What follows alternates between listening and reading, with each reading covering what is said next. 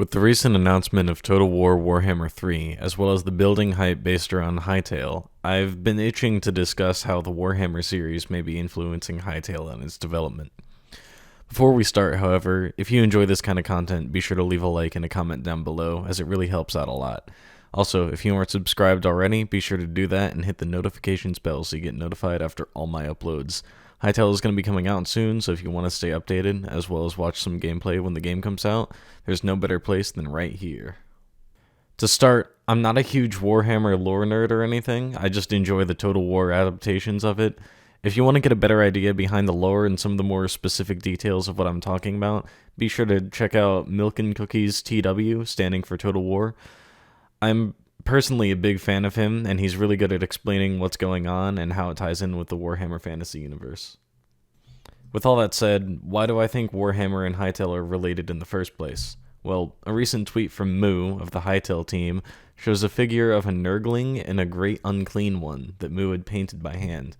The caption reads, "I had fallen for the dark powers. This model has been the most fun I've ever had with the hobby. All hail Papa Nurgle." This, of course, is referencing the plague father of the ruinous pantheon, Nurgle. This already establishes that at least one member of the Hytale team is a fan of Warhammer, and we can probably guess that he isn't alone in that regard.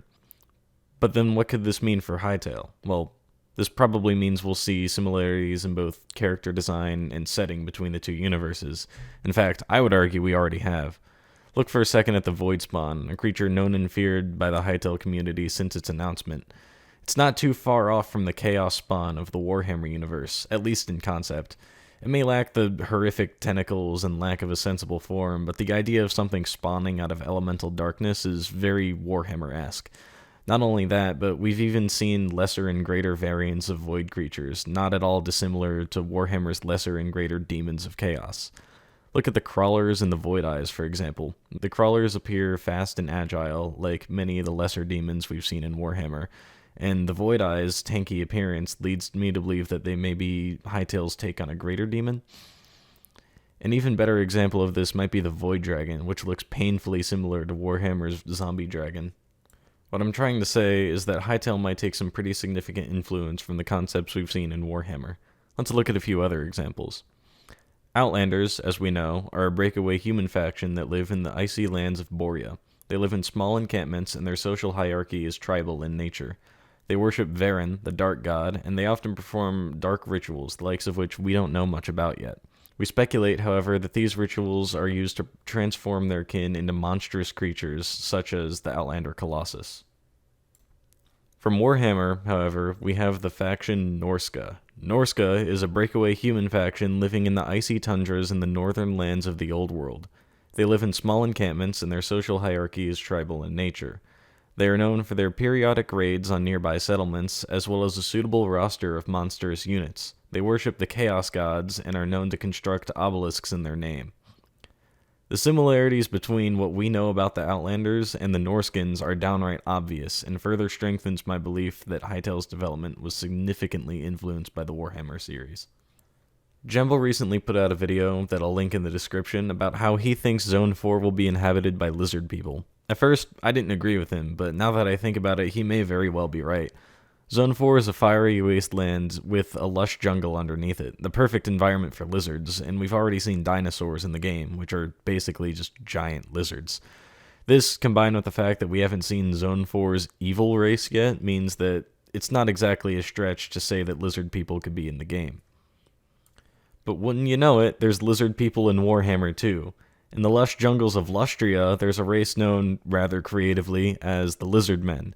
They take after Mayan architecture and are known for a powerful and diverse roster of, you guessed it, dinosaurs. Now, we already know that there's bioluminescent dinosaurs in Hytale, and we now know that the Lizard Men fit the setting pretty well. Personally, I'm beginning to think Jamble was actually right about the Lizardmen, and I'm willing to hedge my bets that the Warhammer series had a pretty big influence on them being added into the game, if they are added into the game. Now, the really interesting bit to me is how Warhammer's influence on the game could affect Hytale's story. For that, I want to look at what we know about Total War Warhammer 3. In Warhammer 3, we know that the main focus of the game is going to be on beating back the hordes of the numerous Chaos factions as they, we assume, invade the mortal plane. This isn't too far off from what we know about Hytale's story, with Varian's influence being spread all throughout Orbis at the start of the game, as well as Gaia being in some sort of stasis in her temple. I think that Hytale's story is going to have us take the fight to Varian, just like how in Warhammer 3 we'll be taking the fight straight into Chaos itself.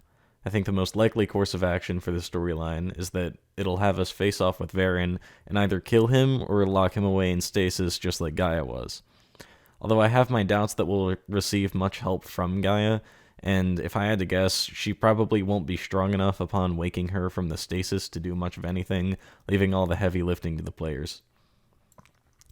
All in all, I think there's a lot to be said about the similarities between what we've seen about the Hytale universe and what we know about the Warhammer universe. I believe that we'll be able to see a lot of influence from Warhammer and Hytale, as much of what we've seen so far fits its overall aesthetic. With that said, I hope you guys enjoyed this video. It was a blast to make since I personally love the Total War Warhammer games, and any opportunity to talk about them is a good one in my opinion, especially when it's about Hytale. If you guys enjoyed it as much as I did, be sure to leave a like and a comment down below. Rest assured, I read all of my comments and I really enjoy everything that you guys have to say. Be sure to subscribe too if you haven't already, as with Hytale's launch getting ever closer, you're going to want to stick around to get all the latest updates as well as some in-depth discussion like this regarding my thoughts on the game.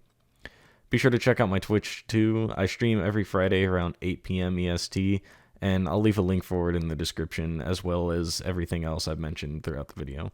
If you want to go and check that out, be sure to go do that. With that said, I hope you guys enjoyed, and I'll see you in the next video. Goodbye.